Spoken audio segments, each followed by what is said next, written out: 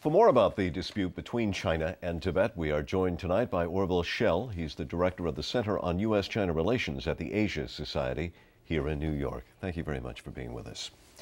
You know, as we heard, the Dalai Lama described the situation in Tibet as hell on earth, which is such a striking phrase coming from a person who we don't perceive as using that kind of language. Why is he resorting to this kind of talk now? Well, I think it is alarming that he's used such extreme terminology at this point. He has tried to keep himself in somewhat of reserve in terms of language, but I think this expresses his frustration that efforts to reach a rapprochement have failed. And it's very alarming because it would not be in anybody's interest to have disturbances erupt again in Tibet, the least of which would be the Tibetans, who will suffer if that happens. You have a large population of Tibetans that have grown up in exile. Many of them are young.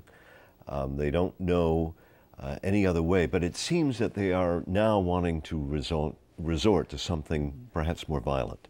I think we do need to fear that the exile community of Tibetans is becoming increasingly more extreme in their views, because negotiations between the emissaries of the Dalai Lama and the Chinese government, and there have been 7 or 8 of them, have really failed to reach any conclusion by way of guaranteeing sort of a higher level of cultural and religious autonomy for Tibetans within the Tibetan ethnic zones of China. Well, on that issue, what about the possibility of autonomy? Do you think the Chinese are likely to grant autonomy anytime soon? I mean, the Chinese have a long tradition of autonomous regions for different ethnic groups, but they are very distrustful that when the Dalai Lama says he wants autonomy, they believe and feel he really means he wants independence. And this is just a ruse, a step on the way to independence. And so there's a level of very high and dysfunctional distrust between the two sides. What is the Obama administration saying about Tibet? Do we have any insight?